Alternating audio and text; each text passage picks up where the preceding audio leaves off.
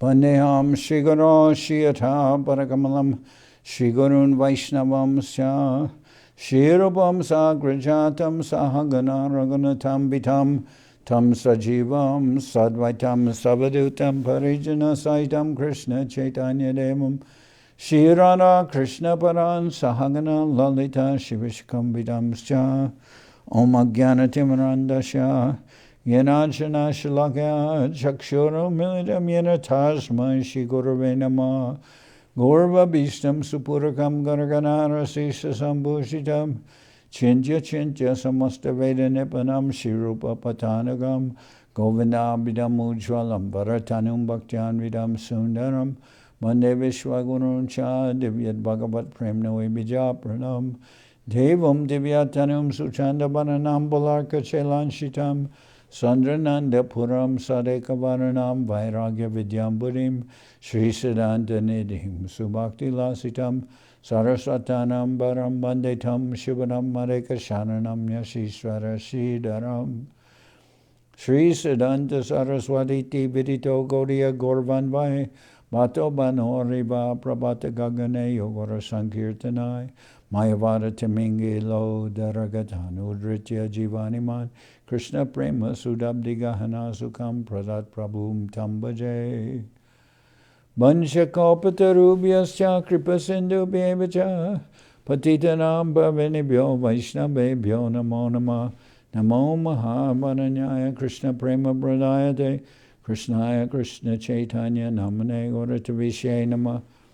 So we're reading from Sri Chaitanya Bhagawat by Srila Vrindaban Das Thakur, with translation and comment, with translation by Sarvabhavana Prabhu, Sarvabhavana Das. And so this is Madhya-khanda, chapter 19, Pastimes in the house of Adwaita Acharya.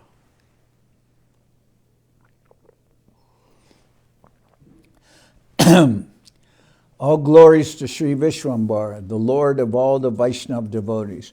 You bring the living entities back to your fold by giving them devotional service. The Lord performed his supramundane pastimes in Navadip, hidden from the vision of the gross materialist. He went to different devotees' homes and engaged in pleasurable pastimes with Nityananda, Gadadhar, and other associates. The Lord is the source of all spiritual ecstasy for the devotees, and in his association, they see everything in relationship to Lord Krishna. They are completely oblivious of the phenomenal world because they are engrossed in relishing the transcendental mellows of chanting the holy names of Krishna. They have no other business. Foremost among these intimate associates of the Lord is Adwaita Acharya. His character is unfathomable, and only a few devotees know his transcendental position and how close he is to the Lord. Whenever Chaitanya came out of his ecstatic trances, he would immediately render service to the assembled Vaishnavas, especially to Adwaita Acharya. These dealings of the Lord were the cause of Adwaita's constant discontent. His hurt feelings rumbled in his mind like an active volcano. He thought, he is constantly deceiving me like a thief. He gives up his position and tries to stealthily catch my feet. I cannot match his strength, for he is supremely powerful, so he forcibly takes the dust from my feet. The only support for me to fall back upon is devotional service because it bestows a spiritual realization and vision to recognize the Supreme Lord, Vishwambar, as he is. People call me Adwaita, the lion-hearted, and I become further deluded by this. O Lord, kindly destroy this delusion. In your pastimes with Bhrigu, you are more glorious than Bhrigu, although some may think otherwise. Therefore I shall gather about me hundreds of people like Bhrigu. Lord Chaitanya has appeared to explain the path of devotional service, and I will firmly oppose his instructions in my teachings to my new disciples. This will enrage the Lord so much that he himself will have to punish me, catching me by the hair. Preoccupied with these plans, Adwaita left Navadip, accompanied by Haridas Thakur, and went to his home in Shantipur. There, he began to act upon his scheme. The Acharya began to read and explain a book called Yoga Vashishta, which subscribes to impersonalistic thought and is thus clearly contradictory to the path of devotional service. Adwaita began to teach the following. According to Yoga Vashishta, the path of deductive knowledge, also known as empiric speculation, is the essence of self-realization. Without understanding the deductive path of knowledge, the path of devotion becomes impotent. Thus, empiric knowledge is the essence of everything. Many unfortunate persons leave home to live in the forest, not understanding the wealth of knowledge that is in the deductive path. The path of devotion to Lord Vishnu is like a mirror, and the path of deductive knowledge is compared to the eyes. What use does a blind man have for a mirror? I've thoroughly studied the different scriptures, and I've readily arrived at the conclusion that empiric knowledge is the ultimate goal. Haridas Thakur is more familiar with the ways and nature of Adwaita Acharya. When he heard the Acharya's attempt to explain everything in the light of empiric knowledge, he merely laughed. Such is the transcendental characteristic of a pure devotee like Adwaita Acharya. Those who are righteous can easily understand his position, but the offensive lot are rejected. Vishwambar, who is the most munificent Supreme Personality and who fulfills all desires, perceived in his heart Adwaita Acharya's desire. One day he was promenading the streets of Navadip with Nityananda Prabhu, observing his own creation. Brahma, the creator of this universe, was watching all these activities of the Lord and feeling very fortunate and elated. He happily thought to himself, the Supreme Lord is appreciating my artistry in the engineering of this creation. As they moved about with charming gracefulness, the two of them looked like two full moons sailing across the sky. The residents of Navadip could see them, each according to his own devotion. Remaining unseen to human eyes, the demigods also surveyed the movements of the two moon-like lords and wondered in their minds.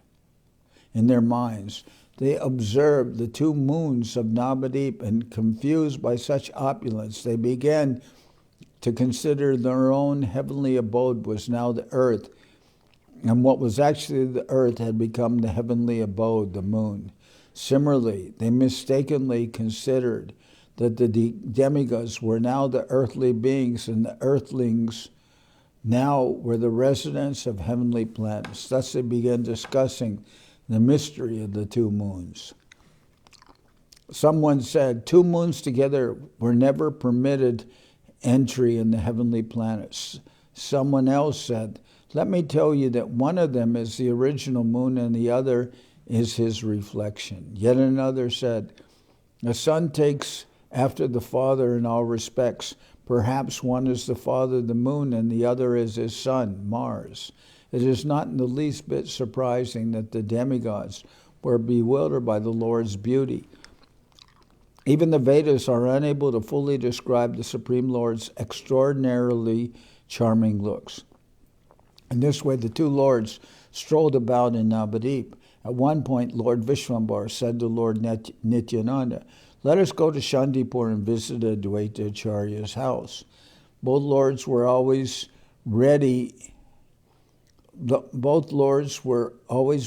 to engage in pleasurable pastimes, so they immediately headed for Adwaita Acharya's house. About halfway to Shantipur, they came across a village called Lalitapur, situated upon the banks of the Ganga. There in a hut by the river lived a householder sannyasi. Lord Vishwambar inquired from Nityananda Prabhu, please find out whose abode this is.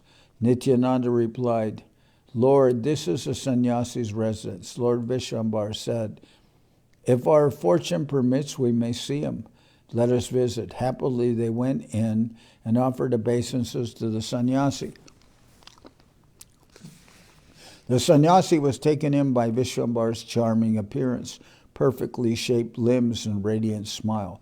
Being extremely pleased, the sannyasi blessed him, saying, may you be blessed with wealth, fame, learning, and a beautiful wife.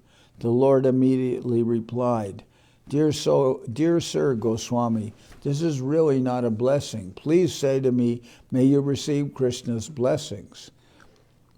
Such a blessing brings one to the platform of devotional service to Sri Vishnu and is eternal, inexhaustible, and infallible. It is not becoming of your position to bless me with these material advantages. With a false laugh, more out of displeasure than anything else, the sannyasi replied, now I have direct proof of the axiom that I have so often heard. If you try to help people, they take it badly. This is exactly the manner in which this young Brahmin has reacted. I was very pleased and I wished him all success, and he has turned my words around and even started to find me culpable. The sannyasi inquired, tell me, O young Brahmin, why do you fault my blessing? If a man is born into this world and has not enjoyed the company of an attractive woman or has not collected sufficient wealth, then what is the use of his living? I was wishing you success in this kind of pleasurable life, but you were ashamed and reluctant to receive it well. You may be a devotee of Lord Vishnu, but how will you maintain yourself without earnings? The Lord simply smiled at his words and placed his hand on his forehead in a gesture of sheer fatigue at the sannyasi's gross foolishness. The Lord utilized this situation to teach everyone that one should not ask for any blessings other than devotional service to the Supreme Lord. He said to the sannyasi, listen, O Goswami, whatever food we eat comes automatically due to our karma, a result of our previous activities. Whatever will come is predestined. If people take birth for the sole purpose of a family life, with wife, children, and earnings, then why is one forced to leave everything at death? No one desires to be sick and ailing, so why do various diseases attack us and make us suffer? The reason for all this is our individual karma. Everything is a result of our previous activities. Only the elevated and knowledgeable persons have full understanding of these facts. Some persons point out that the Vedas explain that the final goal of life is elevation to the heavenly planets. The Vedas have so enunciated out of extreme leniency towards the ignorant people. Its leniency is a real understanding of this Vedic injunction. Materialistic and ignorant people are naturally inclined to a life of luxury and physical pleasures. Knowing this well, the Vedas have recommended accordingly. However, the Vedas are not to be blamed for this. A general mass of people think that by chanting Krishna's name and taking ablutions in the Ganga, they will acquire wealth and success in family life. With this idea, they take shelter of the Vedic injunctions. But the real result of dedication to the Vedic injunctions is that one quickly develops devotion to the Supreme Lord Sri Hari. However, the ignorant people who do not understand the purport of the Vedic injunctions reject the fruit of devotional service to Krishna and mistakenly endeavor after material pleasures. Please consider well all these points, O Goswami, because there is no goal or activity superior to devotional service to Lord Krishna. In this way, the Lord, the supreme instructing spiritual master, gave instruction to the whole world by explaining to the sannyasi that devotional service to Krishna is the ultimate purpose of the Vedas. The instructions of Vishwambar are the absolute truth. Those whose hearts are too contaminated by sinful activities cannot develop the required faith to accept them. The householder sannyasi smiled and thought to himself, this young Brahmin must have become a lunatic due to the effect of some mantra. It may also be that the person dressed as a sannyasi accompanying him has somehow mesmerized him. The sannyasi then spoke aloud. Finally it has happened. In front of a mere child, I suddenly know nothing. I have traveled around the world, Ayodhya, Mathura, Badrikashrama, Gujarat, Kashi, Vijayanagar, Lanka, and to many other cities, and now I do not know what is good or bad. I have learnt this from a suckling baby. Still smiling, Nityananda replied, Listen, Gosai, you don't have to unnecessarily agree with a mere child. I am well aware of your position and fame. Please just consider my proposal as I am the elder and forgive us for whatever has happened. Upon hearing praise, the sannyasi became once again amiable and requested his guest to take food. Nevertheless, Lord Nityananda said, we must leave right away, since urgent business must be attended to. But you can pack some eatables for us, which we can eat on the way after our bath. The sannyasi insisted, take your bath here, take your meal, and after a cooling rest you can be on your way again. As two supreme personalities had descended to this mortal world for the sole purpose of delivering the most fallen souls, and so they decided to spend some more time with the householder sannyasi. They washed away their weariness in the cooling waters of the Ganga and then returned to the sannyasi's dwelling. They offered some ripe mangoes, jackfruit, and milk to Lord Krishna, and then relished the prasadam in the presence of their pleased hosts. A sannyasi was following the left-handed school of Shakti worship, which condones the consumption of liquor. The sannyasi indirectly made this known to Lord Nityananda. He said, Listen, Sripad, shall I bring us some ananda? How often will I get guests like you? Nityananda, who has himself traveled widely and has seen much, understood this sannyasi was addicted to alcohol. A sannyasi repeated several times whether he should bring ananda or not, and Nityananda replied each time, we must leave right now. The sannyasi's wife was sitting to one side, looking at the two lords, whom she felt were far more charming than Cupid. She gazed at them as if in meditation. Speaking up, she corrected her husband, saying, Why are you disturbing them during their eating? Vishwambara inquired aside to Nityananda, Of what ananda, or happiness, is he speaking? Lord Nityananda replied, I think he means liquor, or wine. Calling out Hari's name, Chaitanya immediately remembered Sri Vishnu. Then quickly rinsing their mouths and hands, the two lords left the house. They walked to the bank of the Ganga and jumped in with all their clothes on and swam downstream all the way to Shantipur, to Adwaita Acharya's house. Lord shows his mercy to a licentious drunkard, but annihilates Vedantas if they are offensive to the devotees and the Lord himself. Although this so-called sannyasi was a drunkard and intimately associated with women, still the Lord visited his dwelling. He conversed with the sannyasi and gave him instructions, rested, and ate in his house.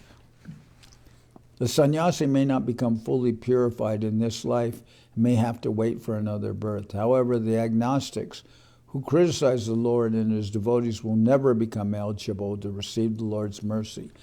Even if one be a sannyasi, still that does not make one eligible to meet the Supreme Lord. This is evident from the incident with the sannyasi which occurred in This is evident from the incident with the sannyasis which occurred in Varanasi.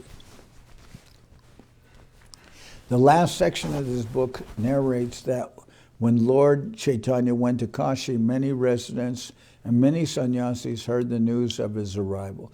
The sannyasis were joyful to receive the news and were eager to meet him, since they had heard much about his exceptional characteristics. These sannyasis were all Vedantists, impersonalists, well versed in intellectual matters and in performing various austerities. As lifelong residents of Kashi, they were well respected. All their impressive qualifications were undermined by a single fault. They taught and explained the Vedanta devoid of the science of devotion to Lord Vishnu. Lord Chaitanya is the supersoul within each individual's heart, and thus he was aware of this. Hence, although he visited Kashi, he did not give these sannyasis the opportunity to meet him. That's in Varanasi, or Kashi. In Varanasi, he stayed in Ramachandra Puri's mat for 2 months without revealing his whereabouts and spent most of his time in Chandrasekhar's house. He left Varanasi 2 days before the Vishwarup Shora, the special shaving ceremony on this special full moon day during Chaturmasha, which is followed by the Mayavadi sannyasis. He left without public knowledge, and only later did the sannyasis come to know that they had missed seeing him. The offense of criticizing the Lord or his devotee, even just once, steals a man's proper intelligence. The sannyasis did not feel any remorse at all. The sannyasis did not feel any remorse at not meeting the Lord. Furthermore, they said, "We are all sannyasis. Why did he leave without first speaking to us? What was the reason? Could he not wait 2 days and perform the special shaving ceremony?" Vishwarup Sora. By avoiding the ceremony, he has neglected the duties of his order.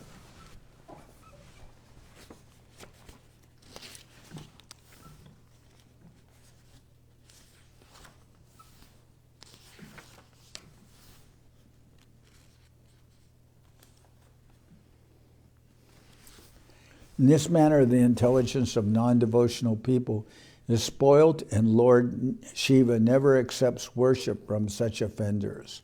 In fact, Lord Shiva, the Lord of Kashi, metes out punishment to such offenders of the Vaishnavas, taking away whatever little devotion they may have. Sri Gaurasundar has advented specifically to deliver all the fallen souls, with the exception of those who find fault with the Vaishnava devotees of the Lord. Just to prove this point, Lord Chaitanya ate and rested in a drunkard's home, but avoided the company of the so-called learned Vedic sannyasis.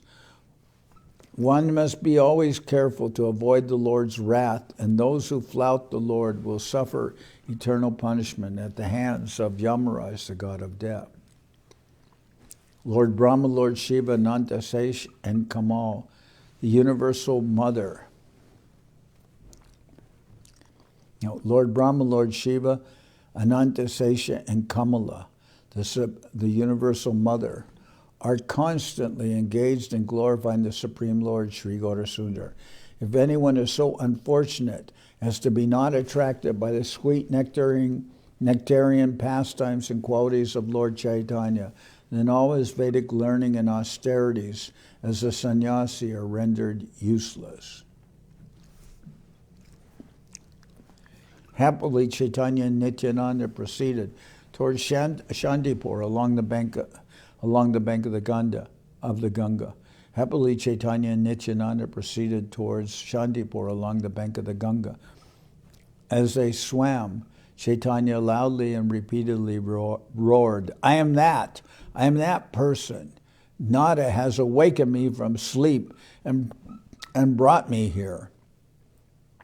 He is, I believe, holding dissertations that camouflage the process of devotional service behind a facade of flowery words which present the speculative path of knowledge. Today I will punish him for this. Let the whole world see. I want everyone to see how he defends his bastion of speculative knowledge. While the Lord thunderously rumbled in this manner, Nityananda kept his silence, smiling within his mind.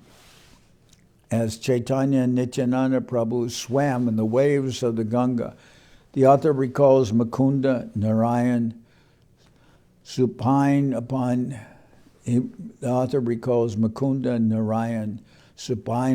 Ananta Sesh, lying upon the milk ocean. By his high devotional merits, Adwaita Acharya, a stalwart amongst the followers of Lord Chaitanya, could appreciate that the Lord would react angrily to his presentation of speculative philosophy. Nevertheless, when he realized that Mahaprabhu and Nityananda had come to Shantipur, he began to speak even more vociferously in favor of this impersonal knowledge. Can one really fathom the devotional moods and activities of the pure devotees of the Lord?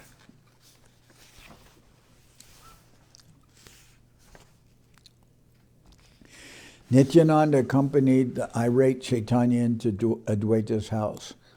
Adwaita swayed in divine pleasure, playing out his part perfectly as an impersonalist.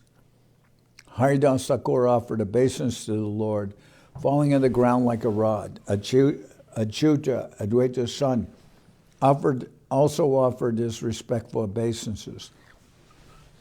Adwaita's wife, Sita Devi, offered obeisance to the Lord within her mind and felt very upset upon seeing the Lord's countenance.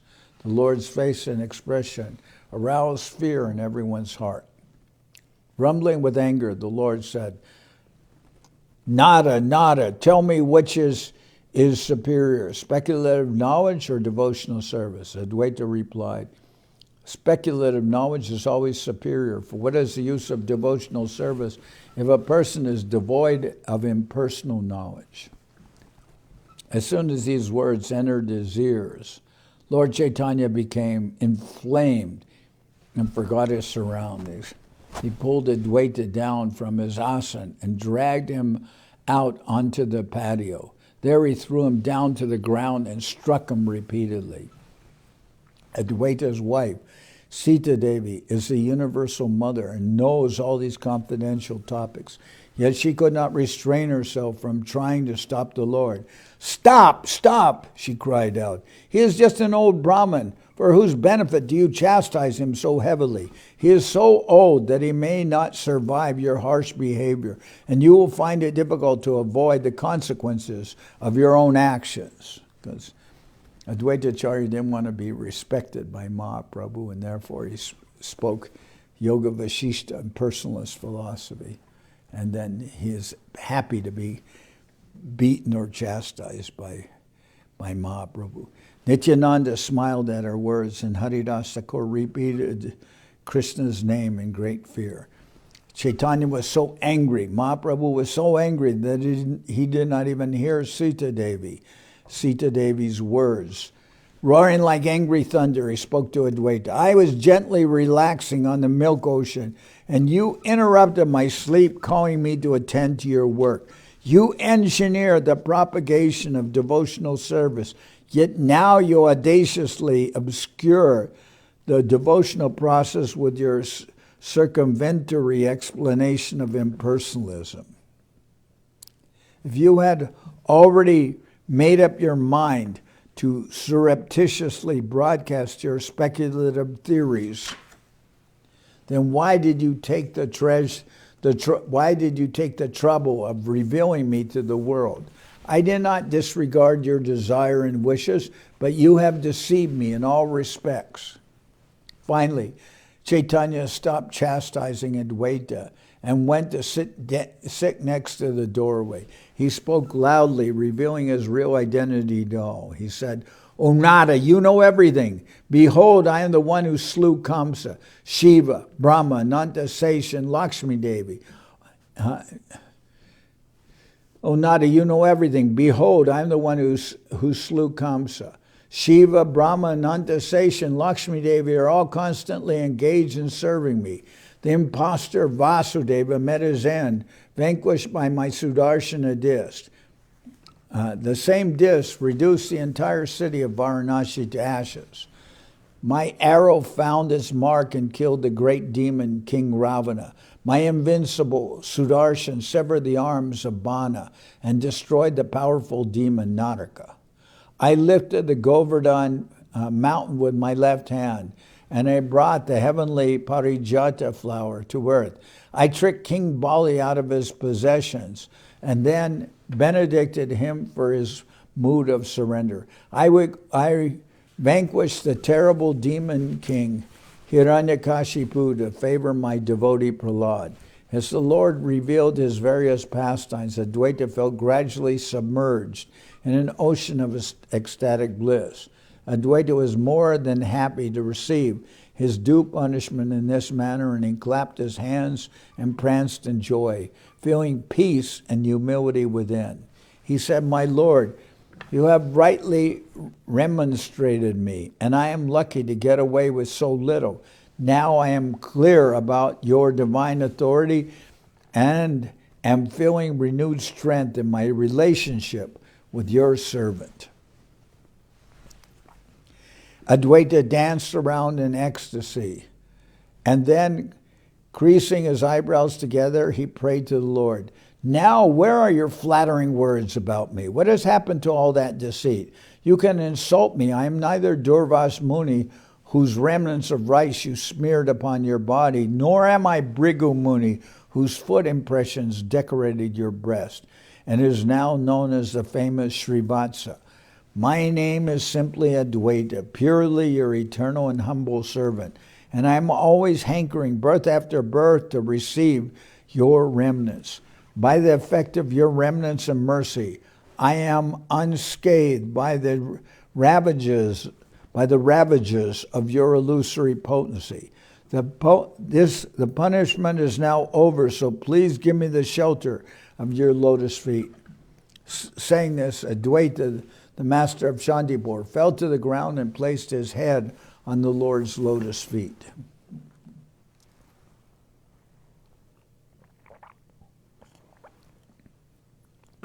Hastily and with due respect, Vishwambar picked up Adwaita upon his lap, and tears flooded his eyes, cascading down unrestrainedly. Nityananda and Haridas were unable to contain their ecstatic emotions at the sight. Nityananda and Haridas Thakur were unable to contain their ecstatic emotions at the sight of such a display of divine devotional fervor, and tears flowed from their eyes in rivers. Sita Devi, Achyutananda, and the servants of the house were crying in intense joy. Adwaita's whole house became immersed in Krishna Prem. Vishwambar now felt ashamed after having chastised Adwaita so severely, and now wanted to compensate him by offering a boon. He said, "If anyone so much as takes the smallest shelter at your feet, be he an insect, worm, animal, or bird, and even if he commits 1,000,000 offenses against me, I will still grant him my blessing." When Adwaita heard this boon, he fell at the Lord's feet and, crying like a meek child, said, "Whatever you have said, my Lord, is certainly true. Now please hear and grant me one favor. If anyone tries to follow and worship me, but does not serve your lotus feet, then let that so-called devotion to me vanquish him. I cannot accept anyone who does not serve you. He may be my son or servant, but I shall consider him a great offender and shall never see his face, because I cannot bear to see anyone who neglects your lotus feet. Those who worship you automatically become my dearest friend. Sometimes a fool may try to supersede your worship and approach 1,000,000 demigods. But those demigods will never entertain such an offender. Instead, they will surely squash him by some arrangement. All that I have said is not my own concoction, but it is the verdict of the scriptures. In the Puranas, the story of the death of Sudakshina is the proof. Sudakshina was the son of the king of Kashi. A great devotee of Lord Shiva, he was always immersed in meditation upon the Lord. Being satisfied with his knowledge, Lord Shiva appeared before him and said, "Ask any boon, and I shall fulfill your heart's desire." Perform the special abhichara, sacrifice, in order to master extraordinary powers, but be most cautious. Perform the special abhichara, sacrifice, in order to master the extraordinary powers, but be most cautious to see that you do not belittle or offend any Vaishnava devotees of the Lord. If you do, you will be immolated.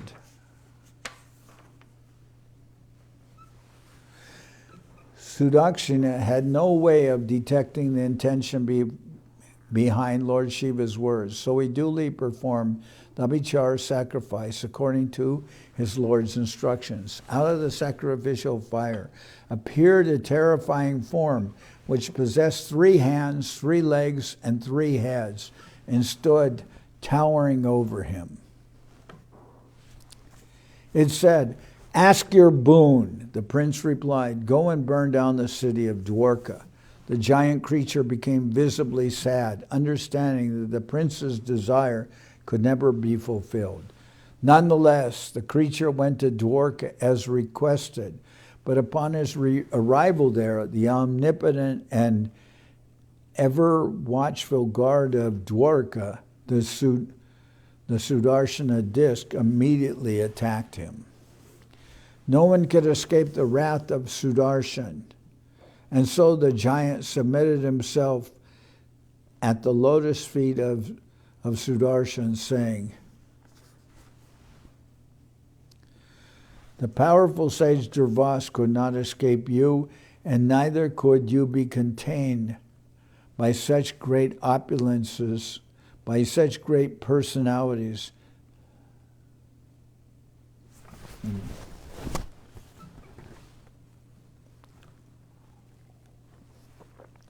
No one can escape the wrath of Sudarshan, and so the giant submitted himself at the lotus feet of Sudarshan, saying, "The powerful sage Durvasa could not escape you, and neither could you be contained by such great personalities as Lord Brahma and Lord Shiva. What can an insignificant person such as myself do against such an exalted Vaishnava as you? Lord, now I have no avenue of escape, and you are free to do with me as you wish. All glories to you, my Lord, who is famous as Sudarshan. You are the boat of Krishna, and you are as powerful as my own Lord Shankar. All glory to you, who possesses the form of a disc, and it is the best. All glory to you, who possesses the form of a disc, and is the best amongst the Vaishnava devotees. You instill fear in the hearts of the miscreants and protect the pious." Sudarshan was appeased by the giant's prayers and told him return to the prince and destroy him by fire. The terrifying giant swiftly returned to the prince of Kashi and destroyed him. Sudakshina tried to override you, my lord, and tried to worship Lord Shiva with the yajna, but the result was that he met his own death by this same sacrifice. Similarly, I say that those who approach me dismissing your lotus,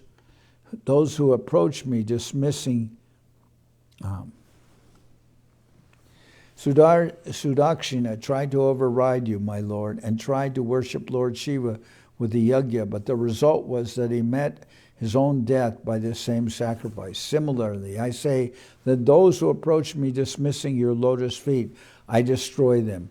You are everything to me. You are the Lord of my life, my most precious treasure, my father and my mother, my dearmost friend. I cannot tolerate such an offense at your lotus feet.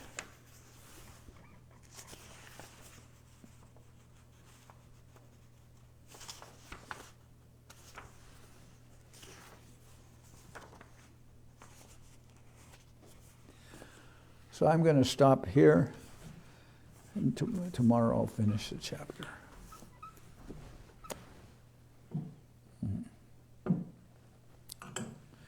This is a punishment of Adwaita Acharya, because he was senior to Mahaprabhu by age, and he was a disciple of Madhavendra Puri. And Madhavendra Puri is the spiritual master of Ishwara Puri, Mahaprabhu's spiritual master. So Mahaprabhu showed so much respect to Adwaita Acharya because of his age and because being the god brother of his spiritual master. But Adwaita Acharya knew that Mahaprabhu was the Supreme Lord, and he didn't like to receive all that respect. So he preached Yoga Vasishta, impersonalist philosophy, so that Mahaprabhu would come and punish him. And then Mahaprabhu went there and began beating him. And Adwaita Acharya's wife pleaded, please don't hurt that old man. But Adwaita became ecstatic. Now I've defeated you, my Lord. Where's all the respect you showed me? Anyway, now we'll sing Hari Haraya, and here, tomorrow we'll go on with this chapter. If you wanted. What? He didn't want so much respect. Adwaita didn't want to be respected by Mahaprabhu. He considered him the servant of Mahaprabhu, so he didn't want to be respected by Mahaprabhu. He wanted Mahaprabhu to treat him as a devotee, as a servant. All right, now I'm going to sing Hari Haraya.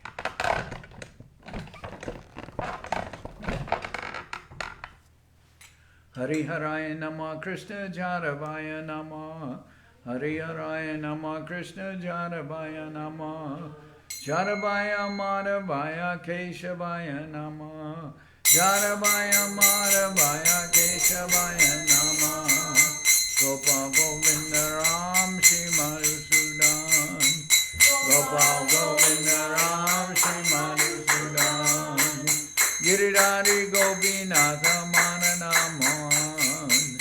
Giridhari Gopinatha Mananaman. Shri Chaitanya Nityananda Shri Adwaita Chandra. Shri Chaitanya Nityananda Shri Adwaita Chandra. Janardan Shiva Sadi Gaura Bhakta Vrinda. Janardan Shiva Sadi Gaura Bhakta Vrinda.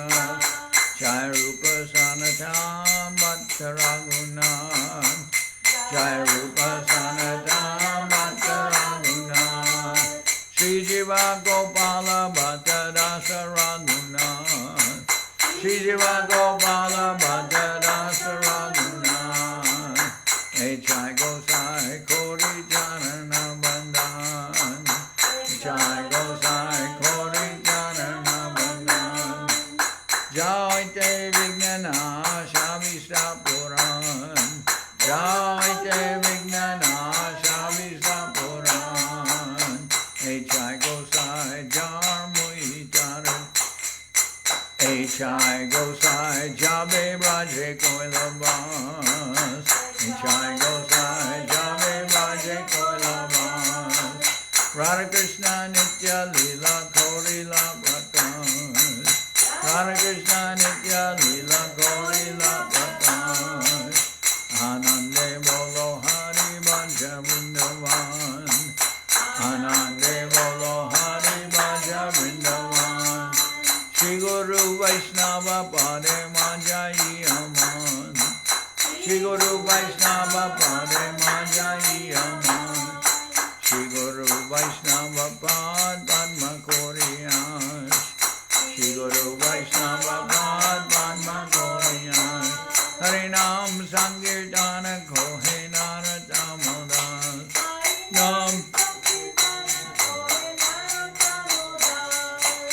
Hare Krishna, Krishna Krishna, Hare Hare, Hare Krishna, Krishna Krishna, Hare Hare, Hare Rama, Rama Rama, Hare Hare, Hare Rama, Rama Rama, Hare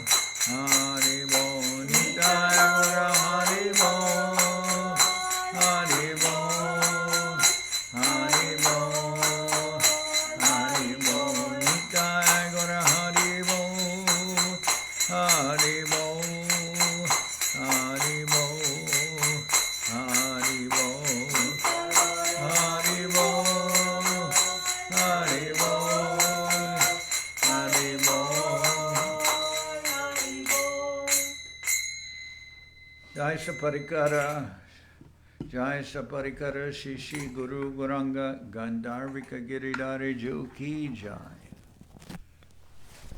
Jai Om Vishnupad, Srila Bhakti Nirmal, Acharya Maharaj Ki Jai. Jai Om Vishnupad, Paramahansa Paravajaka Acharya, Ashtatara Sarashishi Mad, Srila Bhakti Sundar Govinda Dev Goswami Maharaj Ki Jai. Jai Om Vishnupad, Paramahansa Paravajaka Acharya, Ashtatara Sarashishi Mad, Srila Bhakti Rakak Sridhar Dev Goswami Maharaj Ki Jai. Jai Om Vishnupad, Jai Bhagavan Srila Bhakti Siddhanta Saraswati Goswami Thakur Ki Jai.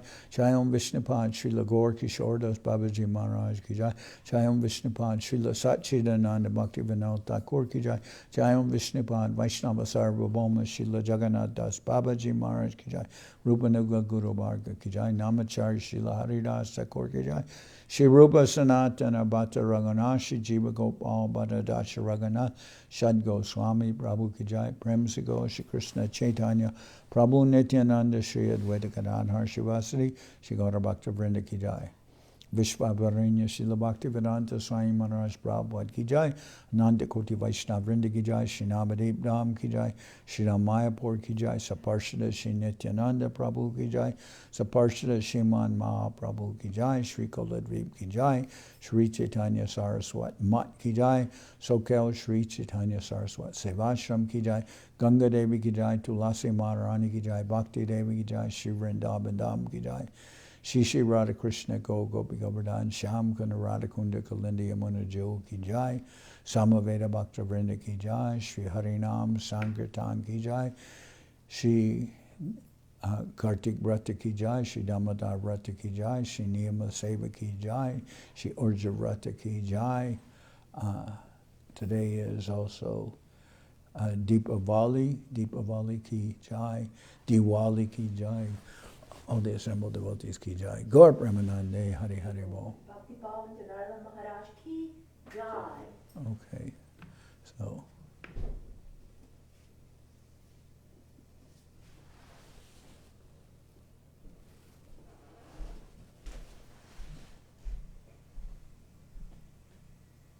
Finish. Let's put finish.